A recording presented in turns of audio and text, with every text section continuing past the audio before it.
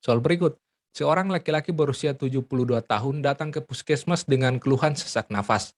Hasil pemeriksaan, tekanan darahnya 160/90. Kemudian frekuensi napas 27 kali per menit. Frekuensi nadi 83, suara napas terdengar redup. Klien bernapas menggunakan otot bantu nafas dan bernapas dengan mulut. Pertanyaan soal, apakah diagnosa keperawatan yang tepat pada kasus ini? A. Pola napas tidak efektif. B. Kelebihan volume cairan. C. Perilaku kesehatan berisiko. D. Bersihan jalan napas tidak efektif. Atau E. Risiko penurunan fungsi kardiovaskuler. Nah, teman-teman bisa jawab dulu ya. Hati-hati ya teman-teman, saya ingatkan saja soal-soal yang terkait dengan pola napas tidak efektif, bersihan jalan nafas, pada ujian yang P3 kemarin itu sering sekali keluar ya. Jadi teman-teman, saya rasa teman-teman harus paham betul terkait mana dia termasuk diagnosa pola napas tidak efektif atau bersihan jalan nafas tidak efektif. Ya, teman-teman jawab dulu. Ya, karena banyak yang sudah menjawab, maka ya betul sekali, kayaknya teman-teman sudah paham ya, beda daripada diagnosa untuk pola napas tidak efektif dengan bersihan jalan nafas. Jadi jawabannya itu adalah yang A, pola nafas tidak efektif. Yang paling data kuncinya itu adalah ini, dia penggunaan otot bantu nafas, kemudian dia bernapas dengan mulut atau ada cuping hidungnya, itu yang paling sering dengan pola napas tidak efektif. Sedangkan untuk bersihan jalan nafas, ini biasanya ditandai dengan adanya sputum atau sekret. Nah itu biasanya kalau udah ada tanda-tanda seperti itu, dia lebih condong kepada bersihan jalan napas tidak efektif. Nah nanti lebih jelasnya lagi, saya akan bahas pada ini yang berikut ya. Jadi di sini berdasarkan soal yang tadi, saya ingin menjelaskan kepada teman-teman 3 diagnosa yang sering keluar atau yang wajib keluar ya. Setiap ujian, baik itu ujian SKB maupun ujian P3K kemarin, itu dia sering sekali keluar, yaitu diagnosa terkait dengan bersihan jalan napas dan diagnosa terkait dengan gangguan pertukaran gas dan juga pola napas tidak efektif. Sekarang kita akan lihat dulu ya untuk definisi masing-masingnya supaya lebih jelas.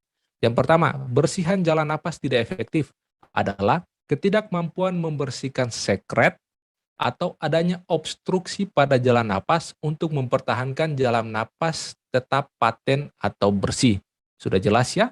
Dari bersihan jalan napas berarti adanya hambatan, baik itu berupa sekret maupun obstruksi ya pada jalan nafasnya. Kemudian, terkait dengan gangguan pertukaran gas. Definisinya adalah kelebihan atau kekurangan oksigenasi dan atau eliminasi karbon dioksida pada membran alveoli kapiler. Sudah jelas ya, untuk gangguan pertukaran gas, otomatis dia lebih condong pada bagian paru-paru ya, alveoli. Kemudian, untuk pola nafas tidak efektif adalah inspirasi dan atau ekspirasi yang tidak memberikan ventilasi adekuat. Jadi, dia punya jalan nafas bersih, dia punya pertukaran gasnya itu oke, tapi dia tidak kuat untuk bernapas. Nah, kita bahas lagi berikut dengan penyebabnya. Penyebab dari bersihan jalan napas tidak efektif yang kita tahu karena ada sekret dan obstruksi, penyebab itu yang pertama adalah yang fisiologi, yaitu adanya spasme jalan napas. Kemudian adanya hypersekresi jalan nafas ya, seperti sekret dan lain. Kemudian ada disfungsi neuromuskular. Ada benda asing jalan nafas, itu dia masuk ya pada bersihan jalan nafas tidak efektif.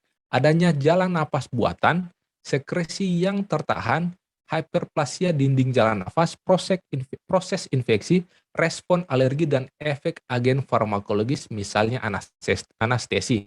Nah, penyebab-penyebab inilah yang sering dia berhubungan dengan bersihan jalan napas tidak efektif.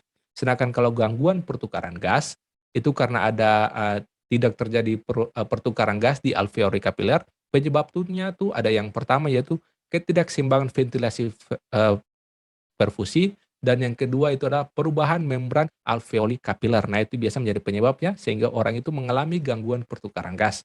Sedangkan yang berikut, terkait dengan pola napas tidak efektif, berarti inspirasi dan ekspirasi yang tidak memberikan ventilasi adekuat atau adanya kelemahan.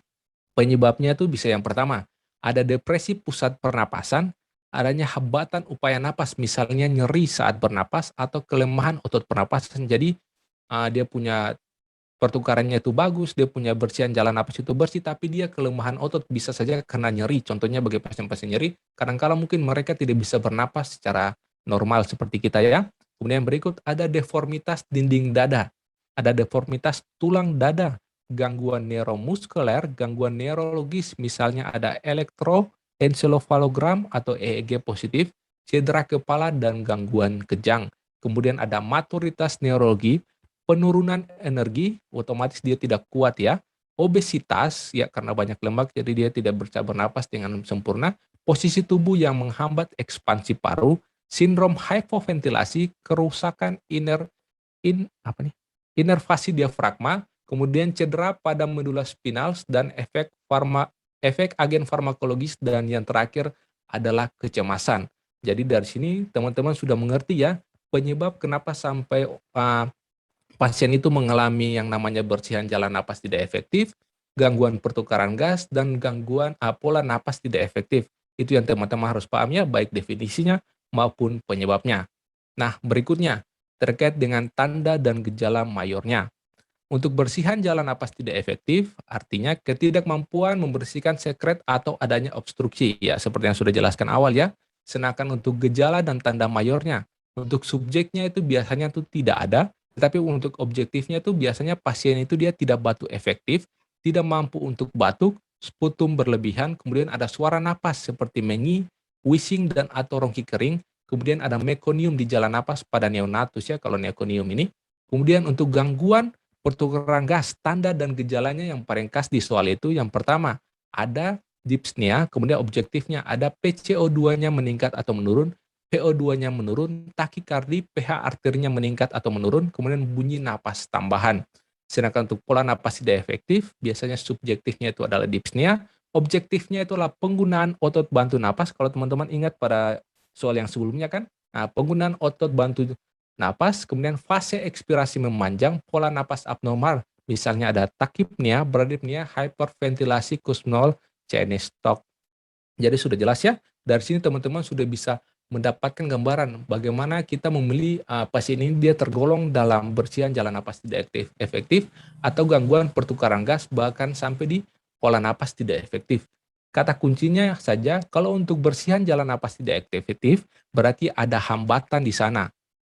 Berarti di sana ada hambatan, baik itu bisa berupa sekret maupun lendir, darah. Nah, itu otomatis berhubungannya sekali dengan yang pola bersihan jalan napas tidak efektif karena ada obstruksi ya.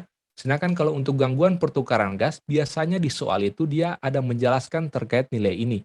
Bila di soal ada membahas terkait dengan nilai AGD, nah makanya sudah otomatis itu diagnosis keperawatannya itu adalah berhubungan dengan gangguan pertukaran gas. Biasanya kata kunci seperti itu. Kalau untuk yang gangguan pertukaran gas, dia berhubungan ada di soal itu biasanya disebutkan nilai AGD-nya atau analisis gas darahnya, bisa berupa PCO2 atau PO2. Nah, itu yang sering keluar di soal ya. Sedangkan yang berikut untuk pola napas tidak efektif, otomatis di soalnya tuh ada berbicara tentang penggunaan otot bantu pernapasan atau fase ekspirasi memanjang, pola napas abnormal seperti yang ini ya. Jadi saya rasa teman-teman sudah bisa paham ya terkait dengan 3 diagnosa yang sering keluar pada saat ujian. Semoga teman-teman bisa paham dari yang saya jelaskan ya. Teman-teman yang tertarik menjadi ASN melalui jalur P3K, sambil menunggu waktu ujiannya, teman-teman bisa join ke program Bimbel Betanars tahun 2023. Untuk paket materi dari program Bimbel ini berdasarkan pengalaman ujian P3K di tahun sebelumnya. Dan buat teman-teman yang sudah join ke program Bimbel di Betanars akan mendapatkan fasilitas dan keuntungan. Dan apa aja yang menjadi fasilitas dan keuntungan buat teman-teman yang sudah daftar? Yaitu yang pertama, teman-teman memiliki hak akses ke Google Drive Betanars untuk mendapatkan pertama, modul rangkuman materi P3K yang terbaru. Yang kedua, modul ASCAP yang sering keluar saat ujian. Yang ketiga, modul FR dari pengalaman ujian P3K tahun sebelumnya. Yang keempat, modul update materi yang disesuaikan dengan FR ujian tahun sebelumnya. Dan yang kelima, modul latihan soal, kunci jawaban, serta pembahasannya. Dan yang keenam, kumpulan soal dan kunci jawaban yang merangkum dari kompetensi manajerial, sosial kultural, dan wawancara. Dan yang ketujuh, teman-teman bisa mengakses semua link kelas Zoom sebelumnya beserta materinya. Dan teman-teman juga difasilitasi dengan join grup WA khusus anggota Bimbel P3K tahun 2023. Dan bukan itu aja, teman-teman juga bisa mengikuti 5 kelas Bimbel via Zoom yang terbaru di tahun ini. yaitu kelas bimbel kompetensi manajerial, kelas bimbel kompetensi sosial kultural, kelas bimbel kompetensi wawancara, dan kelas bimbel kompetensi teknis part 1 dan part 2. Join sekarang dengan harga promo di Rp199.000 dari harga normal Rp350.000, dan saat ini pendaftaran bimbel di Betaners masih berlangsung.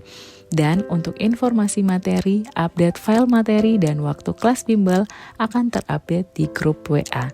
Dan kita juga menginformasikan bahwa harga promo dapat berubah sewaktu-waktu.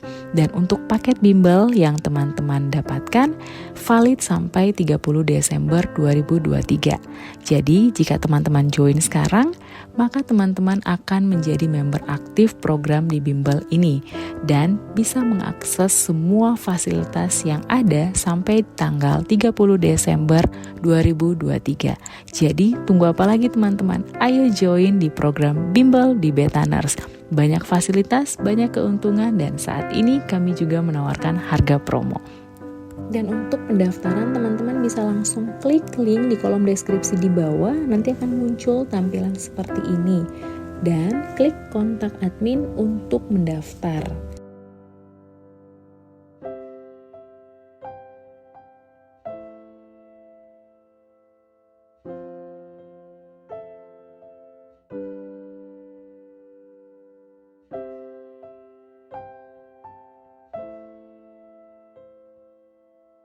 Dan untuk testimoni, teman-teman tidak perlu khawatir dan ragu, bisa langsung cek Instagram @betaners20. Teman-teman bisa langsung membaca testimoni-testimoni dari program bimbingan belajar di Betaners. Jadi, tunggu apa lagi? Ayo join di program bimbingan belajar Betaners 2023. Terima kasih, sampai ketemu di Bimbel Betaners 2023. Jangan lupa untuk subscribe, like, comment, and share video ini. Bye!